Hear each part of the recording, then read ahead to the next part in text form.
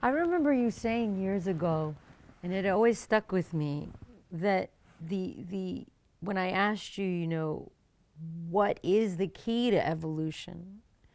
You said it's your consciousness including.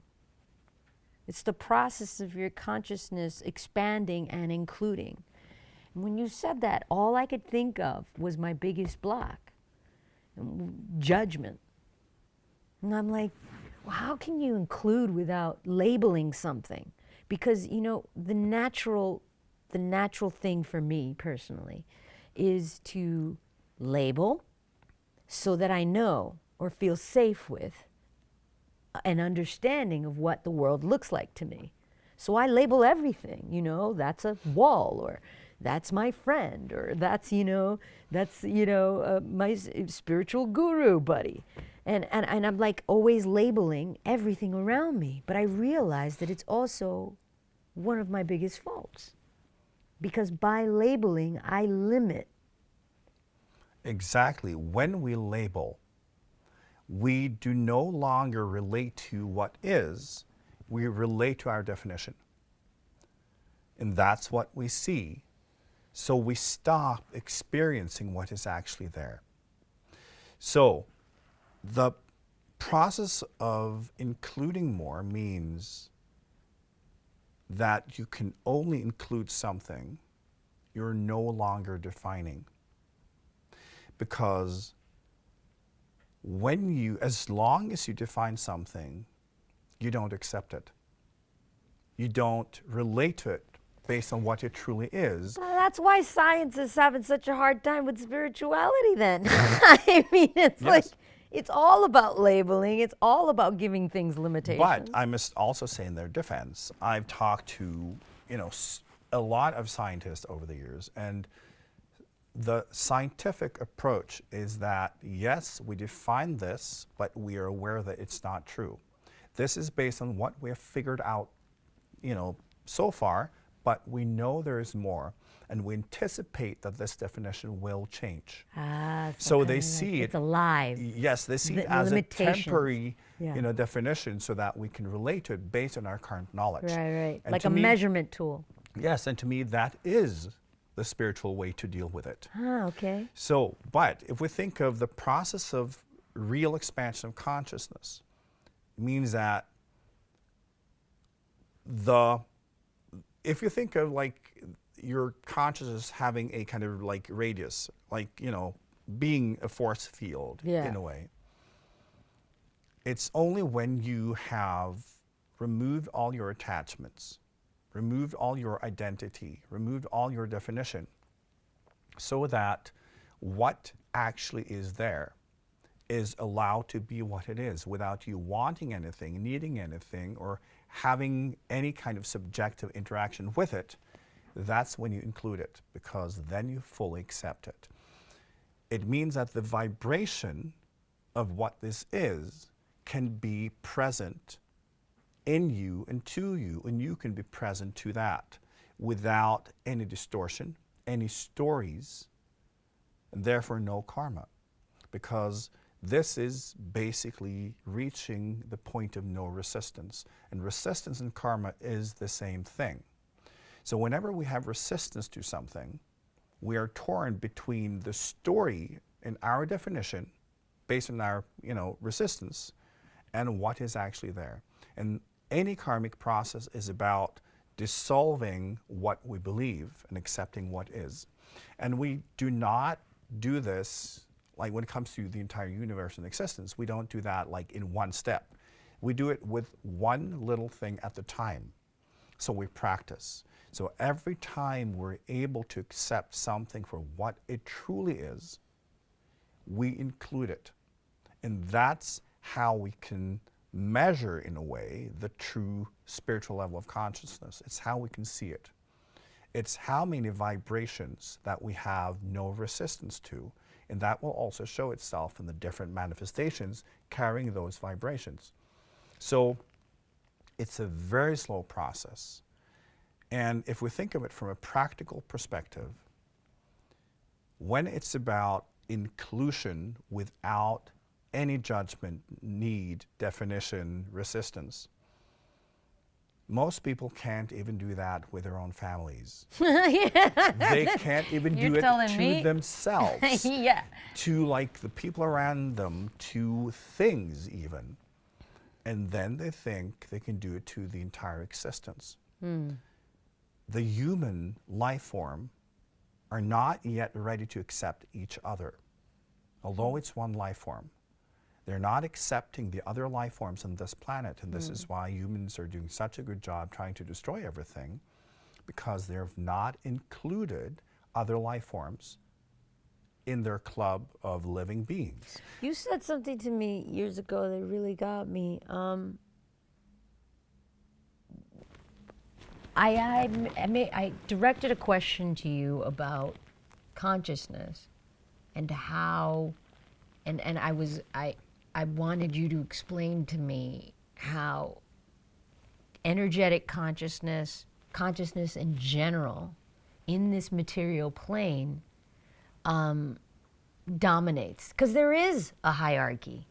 I mean, obviously, psychologically, in order to understand how to evolve, you want to get rid of those ideas of a hierarchy. But consciousness itself does consume. And there is a hierarchy in that system. Can you explain that idea to me? Because it has a lot to do with, you know, the death of many species on this planet, doesn't it? Hierarchy is reality at the same time as it is a complete illusion. Because it's just like looking at a building. It may have many different floors, but, you know, you need a value system to determine what's better. And the value system is subjective. Right. So the building is still there, but you can decide that the second floor is the best one, or the top floor is the best one, or the third is the best one. It's all subjective. So it means the hierarchy part of it is not real.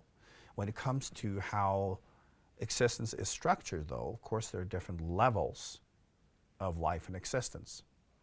But we turn it into a game of value when we define it as a hierarchy.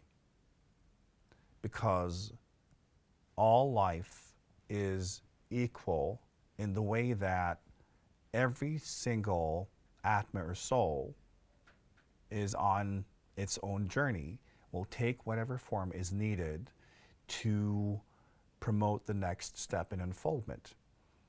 And the universe and like all the different dimensions are there to promote that growth. There is no hierarchy, but there is structure of different levels, but there's absolutely no value system connected to it. Right. That's a human thing, right? You know, like most life forms create the story of hierarchy, even animals do that. But when you reach a certain level of consciousness, you see through it and you understand that it's not about that. You can see that there's structures and levels of evolution, but there is no value connected to it. But there is this understanding that if a certain consciousness contains more in it, it can consume an entire other consciousness, no? Sure.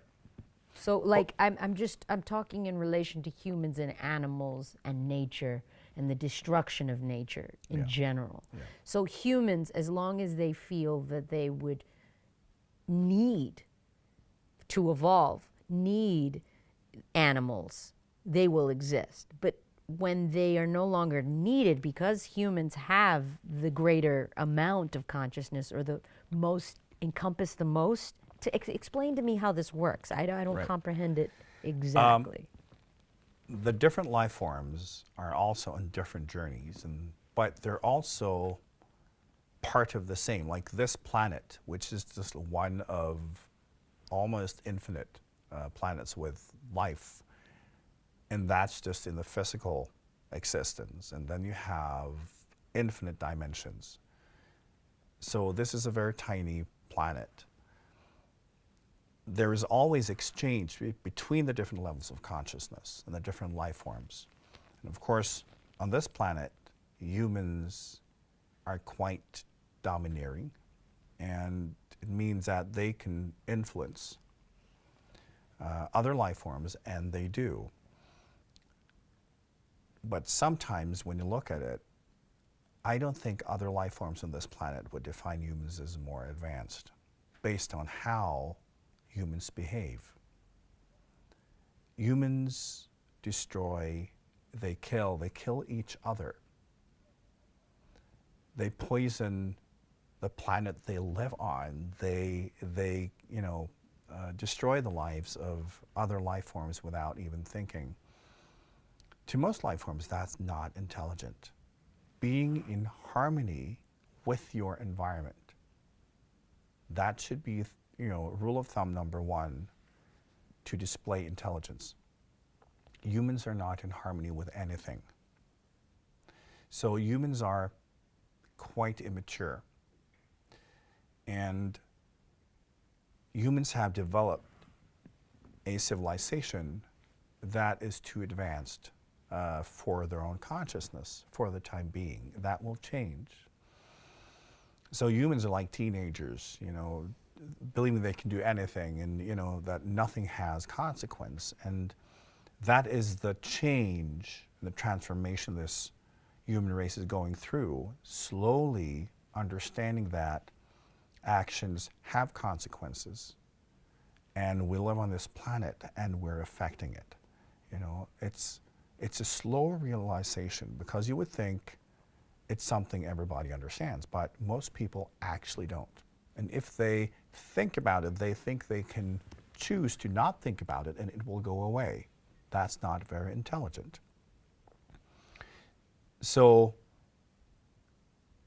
what humans in an intelligent, level of consciousness would be doing is see themselves as custodians of this planet, which means taking care of everyone, making sure that we could use our insight, our sciences, to make life better for everyone, to improve the journey of every single life form on this planet, and create harmony, promote healing for everyone, and seeing to that every single individual, no matter life form, thrives. But humans are doing the opposite because the level of consciousness is still too low. But they are able to encompass enough consciousness to consume the animal and the livestock and because nature humans are still, at a rate that... Yes, humans are still behaving like animals. So there will be multiple extinctions then.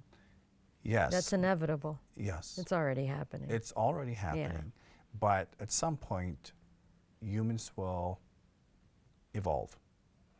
And it's happening right now. I'm not the only teacher talking about it. And it is a beautiful and interesting process happening, because more advanced souls are incarnating on this planet. And I often refer this to this process as the new paradigm. When you look at the human life form the way it is, it's basically heading for the cliff. This civilization, this culture will not stop. Yeah, the religion, the old guard has been destroyed. They're not believed in anymore. Like you think of the churches, and they've lost a lot of their following in developed countries. Now, Yes. Catholic Church pretty much relies on like third world countries for their following because of all the... Just like the tobacco industry. Mm-hmm. Yeah, it's the same thing.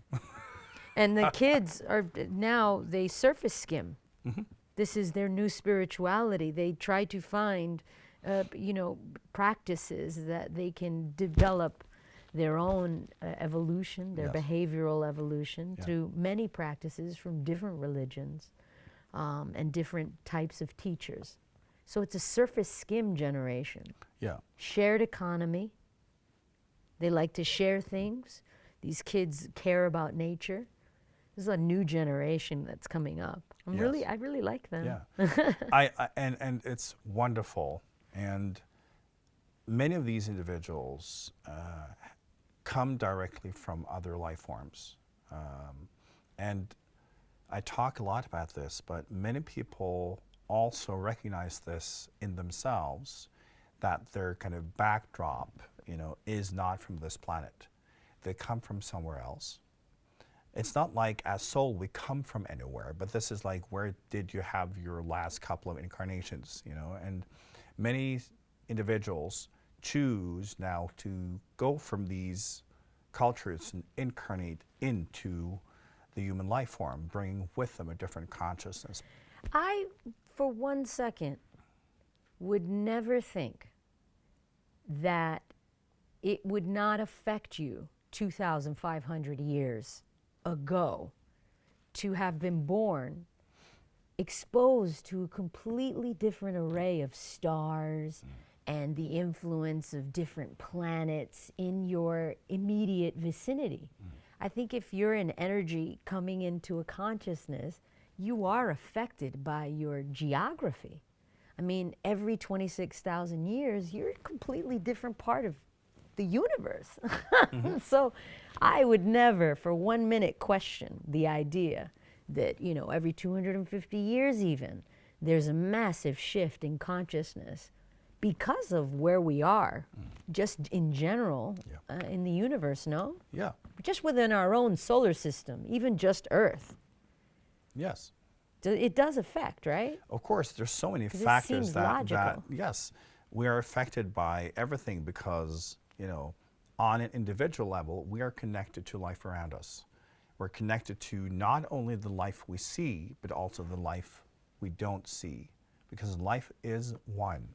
It means this planet exists in context as well and is connected to also other civilizations and life forms and different constellations.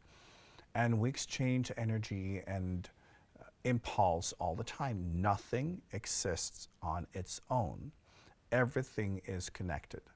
And it's just a matter of how. We need to understand that just like cells in our body cannot survive, on their own, we cannot survive on our own.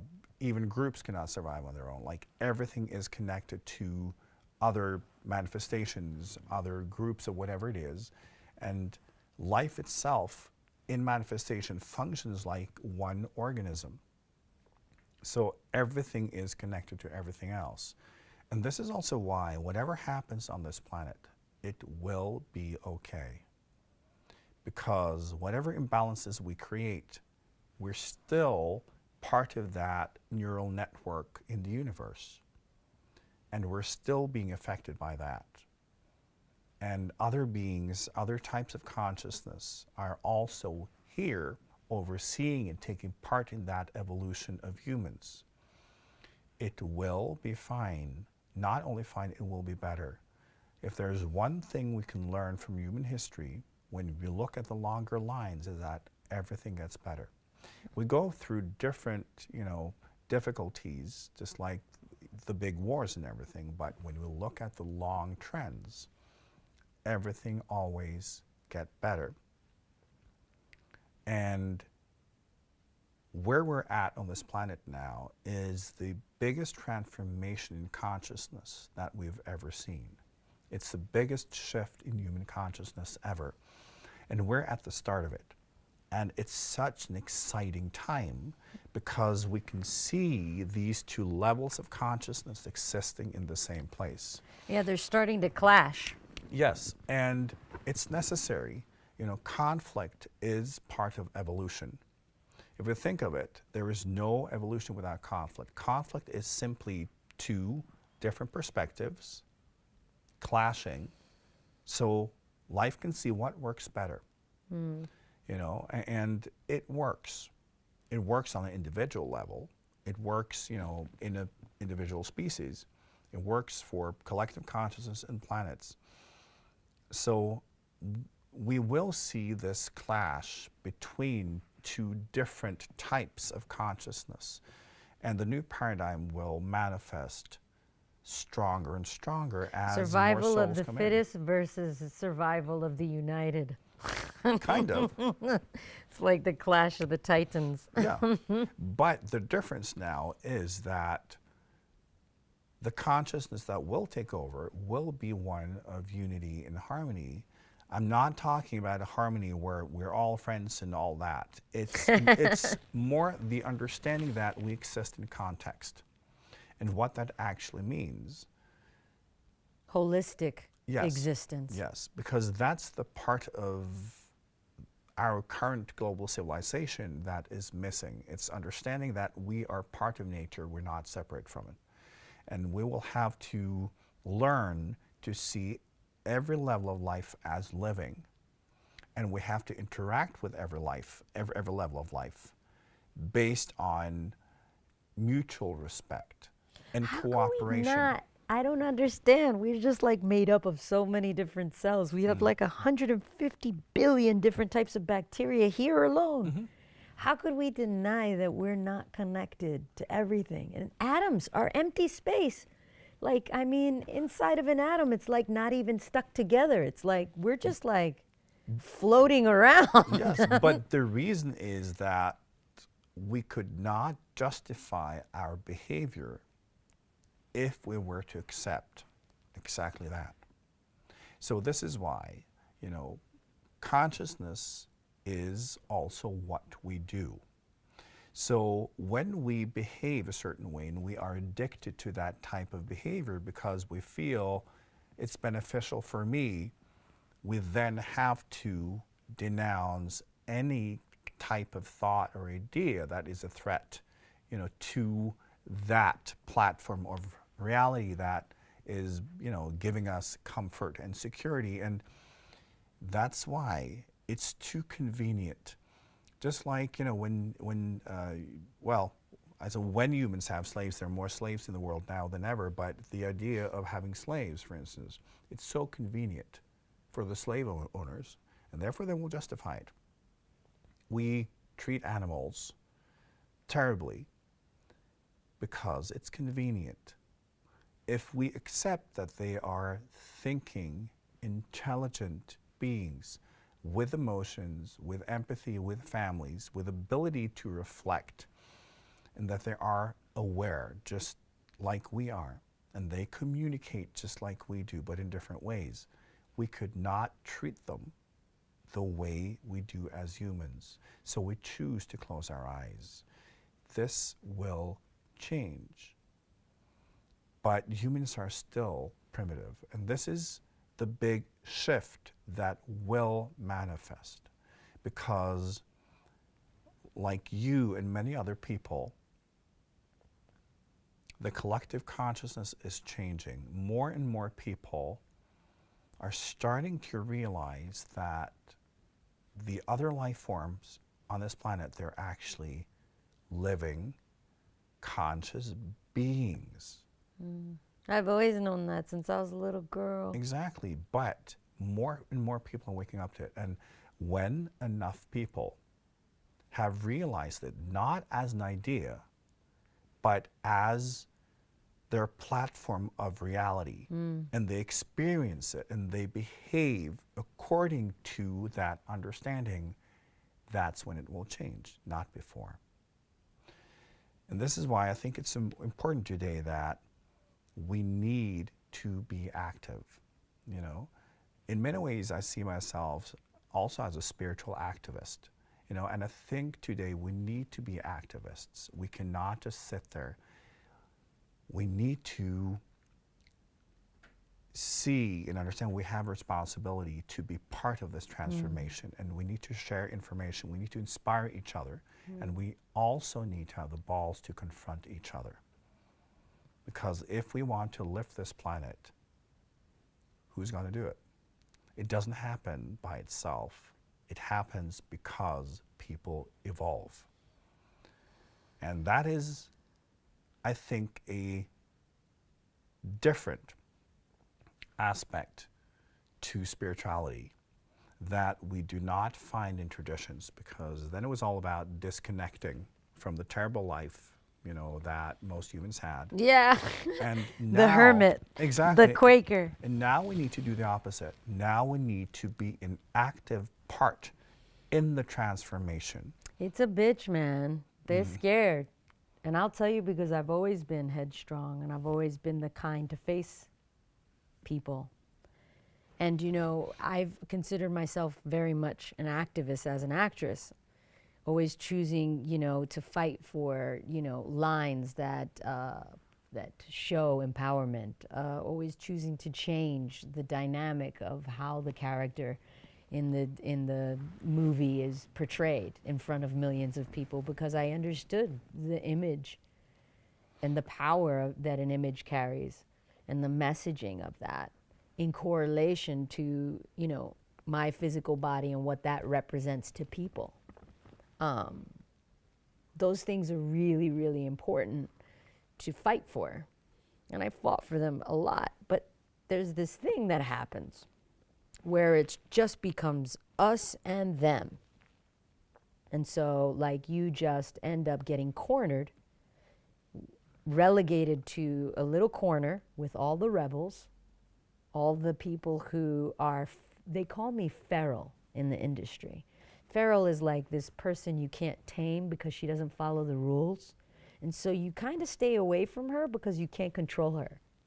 And so like only people like maybe Jim Cameron or like a Robert Rodriguez or a Vin Diesel will work with me because they're feral too. Yeah. So you kind of like stuck in a corner with your own group of people. But I think what is changing is that that corner is now global. You will find people everywhere that has been cornered, and basically now it's time for all corners to unite. No. You know, that's basically where we're at, because we need to use our voice. We need to use our insight, because we are the ones not only paving the way, but we know where we're going. And we know that everyone else will follow, because the insights that you and other people have are real. And you know that these insights are inevitable. It's the result of evolution. So you are showing the way. And it means we cannot sit quietly in the corner anymore. We have to unite. And this is part of the spiritual activism, is to connect with other individuals of consciousness. I don't care what path people are walking on, because that's not my business. My business is to inspire people to be present and to take part and to actively promote the transformation in consciousness on this planet. And even as you see in this industry that you're part of, over the years, there are more and more people who come from a different place in themselves. And just look at what's happening, for instance, with women in the industry. You know, after the Me Too movement, things have started to change. But I think it's wonderful that now the industry has more awareness about bringing women into key positions, giving women more opportunities to direct and to create and to be in control. That feminine energy is incredibly important, I think, for the movement towards this new paradigm that you speak of. Yeah. Right? Because I've always found that balance between the masculine and the feminine in the individual is where the alchemy is. That's where the growth and evolution is. Like, for me, I've always had a major imbalance in myself because of my upbringing. I had to be my own man because my dad wasn't around. And I had to be my own mother because my mom wasn't around. But my man took over because in order to survive in the city, I had to be more masculine than feminine because I had to beat people up. I had to assert myself physically. And I was in a male-dominated industry most of my life. So I found that when I went into my cave recently for the last 3 years, it was about putting down my swords and telling my man to take a break and calling upon my feminine and being like, hey, honey, I know that I've neglected you for a very long time, but it's okay, you can come out now. Like gently calling upon my feminine to wake up and to come and help me grow, because I've nowhere else to go. Obviously, this is what I need to bring up to rise. And so I find it intriguing that in society, it's the same thing too, because it's almost like the world outside is reflecting what's happening inside me at the same time. Because I felt like if I would have let that woman out when I was younger, in Hollywood, 20 years old, forget about it. I mean, she would have been like date raped. She would have been at one of those parties, and like some producer would have told her something. Never would do that to the man, you know, like the tomboy Michelle, she never got that. Right. Because they look in her eyes, and the warrior's there. The warrior's like, I will bite your dick off. Like, don't even try it. Right. You know what I mean? Yeah, right. But I think what you're saying is so important, because part of the change on this planet, and you're absolutely right, has to be balancing the masculine and feminine energy. Because, you know, when you look at sciences, the Industrial Revolution, it's all very masculine. It's like, you know, cutting things in pieces and see how they work, and like building machines and, you know, building the economy and all of that. And we've come to a point where it's about connecting to life, because yes, we have all this stuff, but what is it about really? You know? And we need to connect. We need to ground ourselves. We need to open the heart. We need to nurture each other. Instead of competing, which is the very kind of masculine way, we need to nurture each other. We need to realize that we are on this planet together. And I always say that we're moving towards one planet and one people, because we are. And it means having to take care of each other like one family, and respecting that every single being, you know, has his or her its own journey. And we need to protect that. We need to respect it. We need to nurture it, no matter what it is, and celebrate every expression. And the start of that is bringing the feminine energy to its kind of more rightful place. Because when we also look like a few decades back, women who wanted to make it in the world, they had to bring, you know, their man to the surface. And that's not really helping. You know, it's so important that women bring their woman, bring their feminine energy in that perspective. It's the collective value. Yes. In the 80s and the 70s and the 60s and any time in the last 5,000 years. The collective idea of the value of woman was relegated to home, house, family. That's it. That's what you're good for. Give me babies, make a home for me, give me pleasure, nurture my inner world, because I have to go out there and make the world. And it worked. It was a good thing to start society, civilization, and get it to where we are today. But now it's like there's definitely a need for something else. But I noticed that in this generation of technology and tech geekiness, the having to internalize the man from this physical industrial era place and take him back to the computer has given women an opportunity to exert themselves, because no longer this man is judged by his physicality. Now he's judged by his intellect. Yes. And that is his value in the collective. Yes. And it has allowed woman to express herself in different ways. It has allowed for the Me Too movement to happen. That would never have happened in the 80s. You know, when men were still exerting themselves physically more so than intellectually. Now in this computer era, we have this opening and this opportunity to like bring in the metrosexual man, the gender neutral humans, and there's a blending of gender in this new generation that I'm really appreciating. Yeah. I think you're absolutely right when it comes to the shift from kind of physical labor to intellectual, work, because the female brain is better at intellectual work combined with empathy.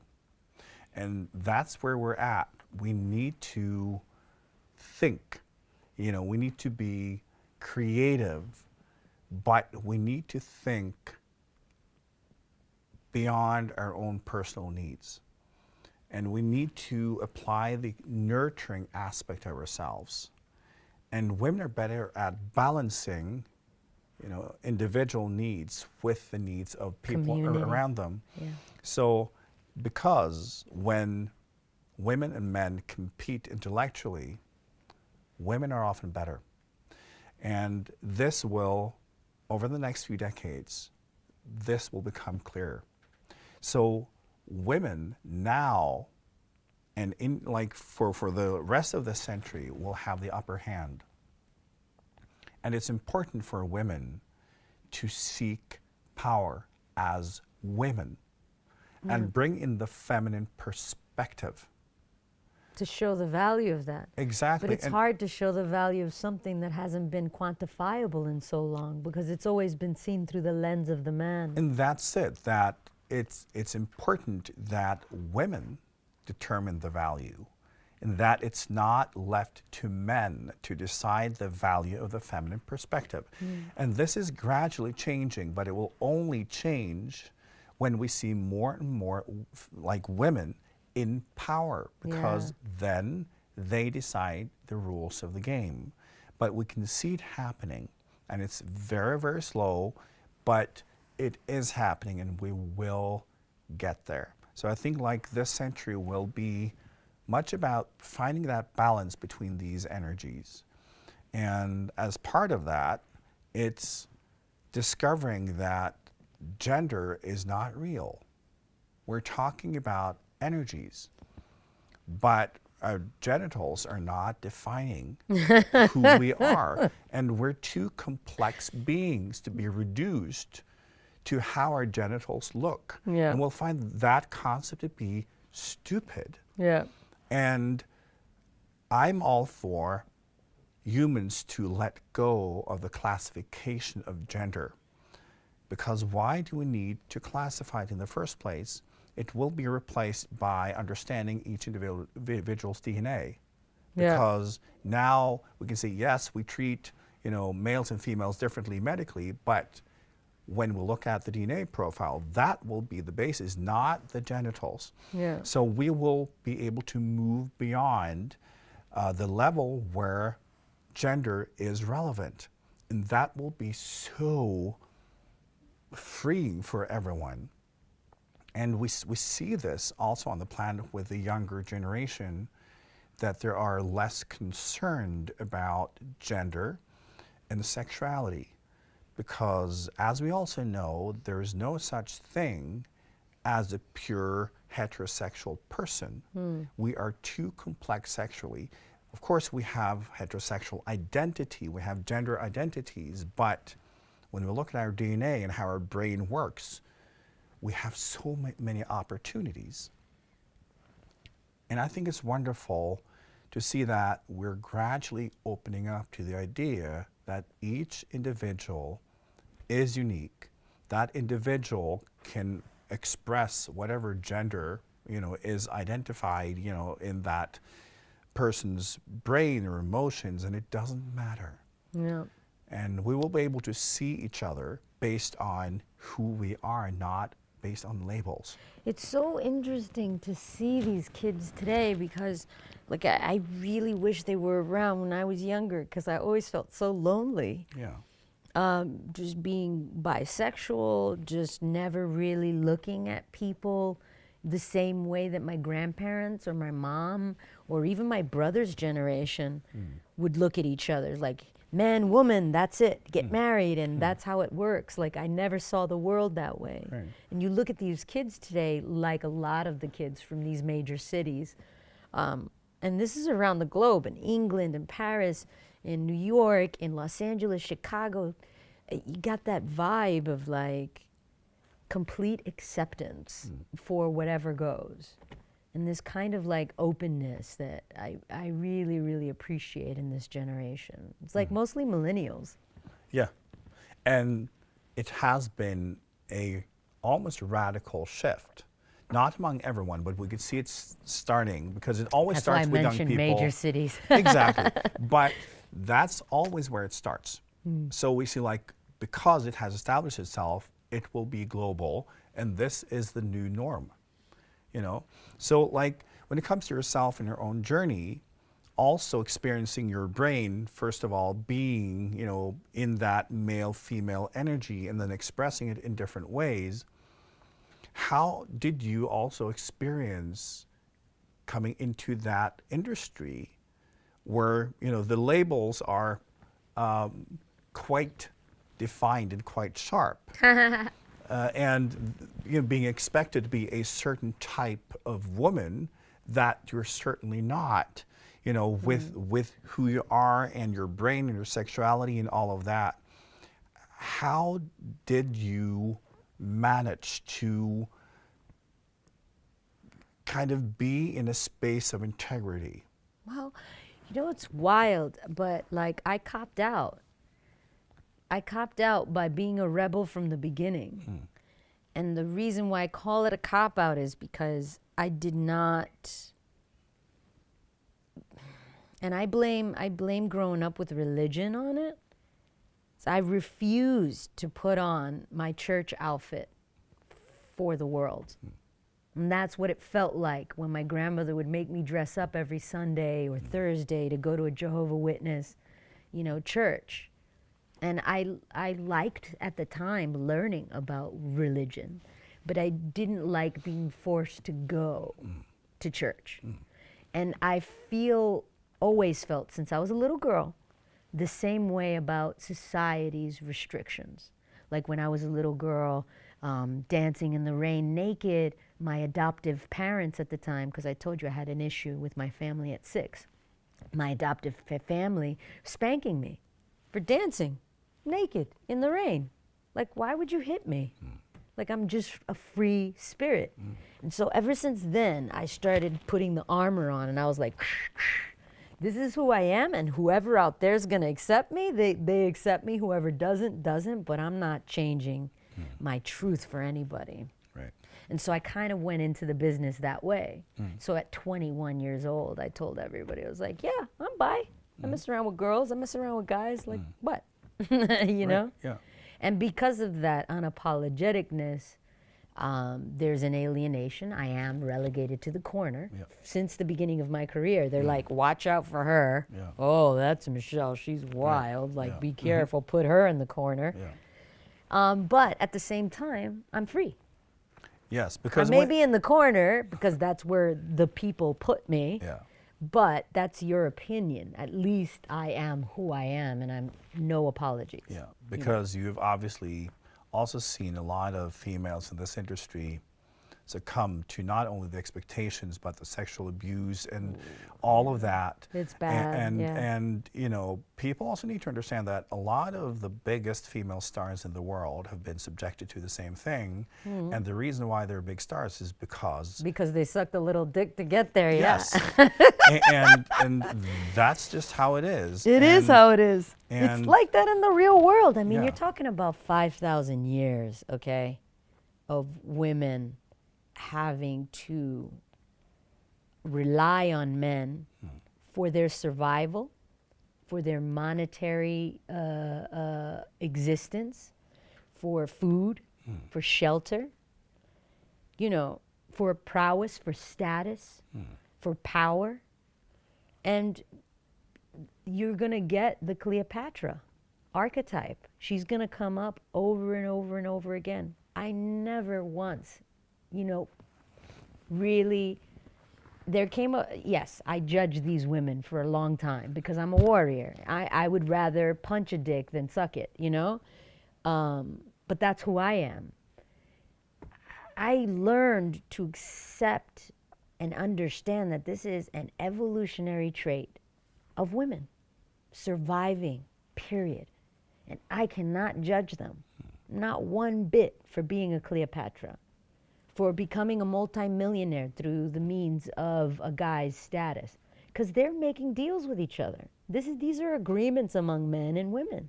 This is your world. This is how you like to live it. This is how you treat women. Then in that case, let's make a deal. And I respect them. You know what? If that's the deal you made, so be that.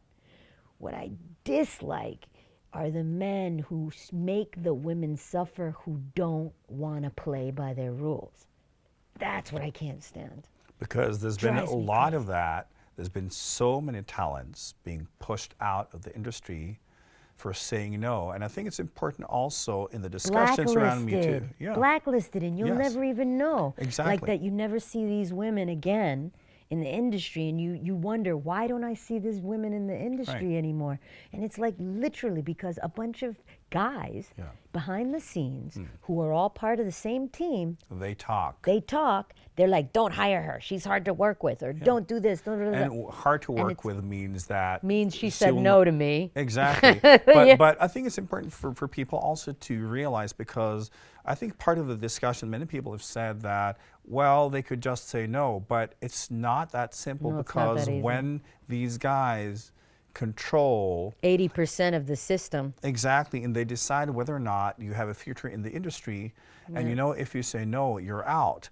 You can feel that you don't have a choice, because everybody else, you know, are doing it, they're accepting it. And we have seen so many talented women being pushed out because they refuse to be part of this. And I wish so many talented women who succeed and are at the top of their game. And during this Me Too movement, they had to watch on TV a lot of these men get destroyed. And then that, you know, makes a lot of the women who did go that route question. I could only imagine, and it's silent. No one will ever see. Right. You know, only a few guys who happen to know, because they talk among each other, they'll look at that one, you know, woman who made it to the top, and, you know, all the Oscars in hand, and they know how she got there. Yeah, right. And just there's a conversation happening But internally with the people who live that world and accept it, and then the people who fought against it and got relegated to the corner. Yes. But I think it's very important when it comes to, like, the collective consciousness is still there, where the first impulse is to judge the women who follow the rules.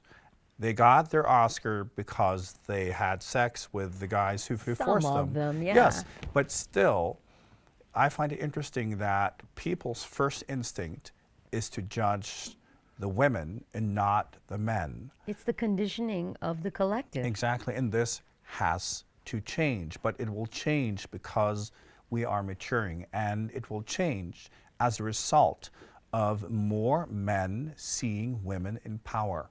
Because when it becomes natural for boys to grow up seeing women in the same kind of power position as they see men, they will respect women in a different way. And this is where we're heading. And over the next couple of generations, we will see huge changes in this. And it's about time, but I think it's wonderful that it's finally starting to happen for real. And this is also a part of the evolution of humans, because what I often say that at this point, very little in history can help us anymore, because we're moving to the next step. We need to discover the feminine. Exactly. It hasn't been discovered yet. Right. And it's not only when it comes to that, it's everything, because we're moving so fast that how humans used to do things in the past are simply not relevant anymore. We need to reinvent ourselves. We need to look for entirely different solutions. That also goes for spirituality. I tell people that traditions are basically worthless because they're based on a different level of consciousness, a different level of insight, also where we didn't have any sciences. And the consciousness on this planet has never been more evolved than right now. So why look to the past teachers are also incarnating today, not just in the past. And because the consciousness is higher, then we can convey more advanced teachings. We need to look to the future. We need to understand where we're at and where we're going, and then learn, study, and live based on what it means to be human in this moment, and not what it used to be even a few generations ago. The very definition of what it means to be human will be entirely different a couple of hundred years from now. Oh yeah, of course, because the marriage of between spirituality and science would have been made by then. Yes. And the feminine influence would have softened a lot of the hard tones of logic and reason. Exactly, and the attachment to the idea of genders will also have softened so much that we will be able to relate to each individual and their path and their expression and their talents. And life will be better. Can I just like freeze myself and come back to life when that happens? Well, you know, you can reincarnate and have a new body. More fun. So how can I, strive for that now? I think for you, it's looking, have a look at yourself and see that your journey is an example. It's an example of how to grow out of difficult conditions, to grow out of the idea of victimization, how to empower yourself, how to take control, and how to live with integrity no matter where you go, no matter what kind of career you seek, and succeeding. Would you have had a bigger career if you followed the rules? Mm-hmm. Yes. Yeah, but I would have been a multi-millionaire. But still. I mean, it would have been awful. Yeah. I would have wanted to jump off a bridge. I probably would be on drugs. Right. But remember, because having to do everything everybody tells me to do is like going against who I am. But still, you do have a career. You have an aim. So I do. In spite of that. There's a lot less money though. Yes, but that's how it works. But you've still made it based on the choices you've made. Yeah. You still made it. And it gives you a platform. And I think it's time for you to start using that platform to inspire other people by your example, because you are an example. And I think it's important for people to also relate to you as someone who has done a lot of growth work and someone who has actual insight. And that is something you need to start sharing. We need strong women. We need strong women of consciousness that can communicate and use their platform to inspire not only other women, but men too. Individuals who can show the way forward with integrity. So, to me, the question is, how do you see yourself doing that? I'd like to get away from being in front of the camera and go behind it. Yeah. It's time to write. Yeah. Because my biggest problem in the last, 18 years that I've been doing this is having to rewrite everything that's been written for me because it sucks.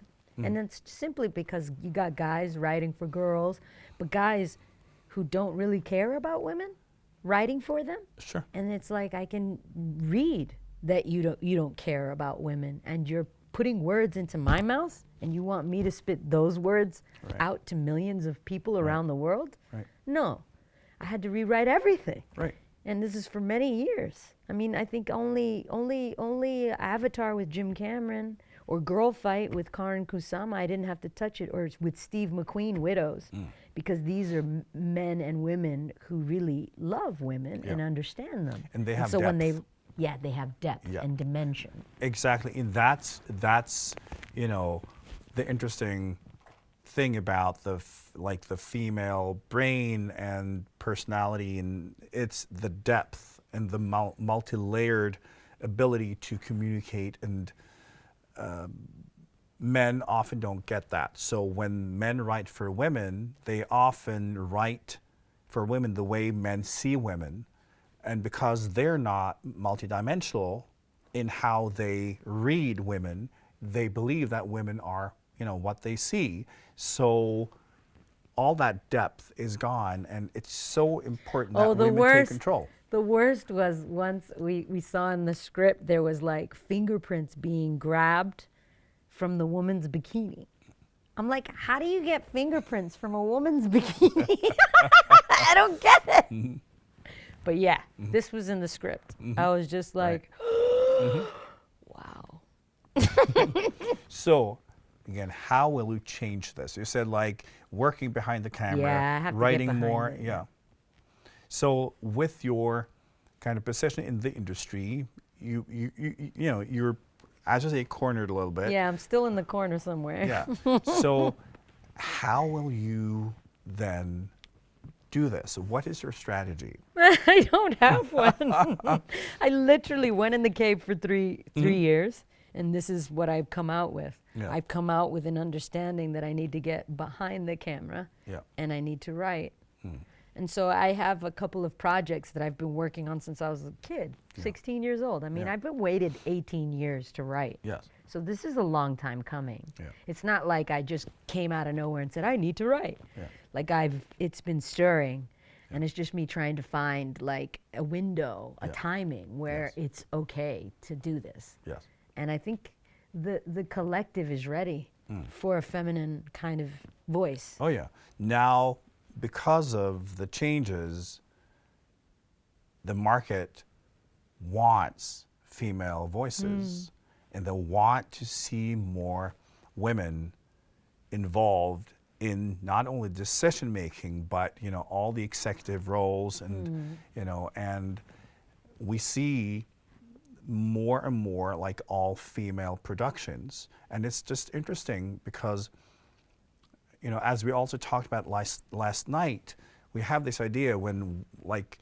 for all female like production to be justified, it has to be really good. And my approach is no, it could suck, because men have been producing a lot of really terrible movies and entertainment for decades and decades, and women need to go through that same maturity. So I think it's important now to give as many women as possible the opportunity, and then they need to be allowed to learn, the craft. I hope the industry hears you. Well, because to be honest, instead what has usually happened, and this is only in the past, because I think now people are starting to get it, but like in the past, it's like women have always had to do 150 times better than the men in order to get a second opportunity. And every time a woman failed at making an action movie or being the leader of a country or, anything that a woman does, she always had to be 150 times better. And whenever she failed, they'd use it as an example on why women should never have a position of power. Right. And it's like, no, you retards. You guys give each other all the opportunities to fail, fall on your ass, and get back up again. That's what school is. Yes. That's what this planet is. This planet is a school. So I just really, I hope that in the future, we're just a little bit more open-minded to giving people the opportunity to fall on their face. But it will change when women demand it. And I think it's important for you with your platform that you also give women opportunities when you get behind the camera, and that you involve more women, and that also you insist, for instance, on like 50%. It's tough because you're going to, because, there aren't a lot of women in action movies. No. Yeah. But you're right. You're right. They You're need totally the right. opportunity. And They I think do. it's then a matter of, I think now, because this is also politics, that it is possible to get funding, for a project with more of a female approach because it's politically correct and it looks good. Yeah. So it's using that political aspect of it. It's necessary. It's how we create change. It doesn't just happen. Yeah. So, it would be beautiful to see if you are able to like also be one of the ones who can push this agenda, because frankly, I think the industry would expect that from you. I know. Yeah. I might as well have it tattooed on my forehead. Exactly. So I think therefore you will get away with it because, you know, it will be expected. Well, I would love that. Yeah.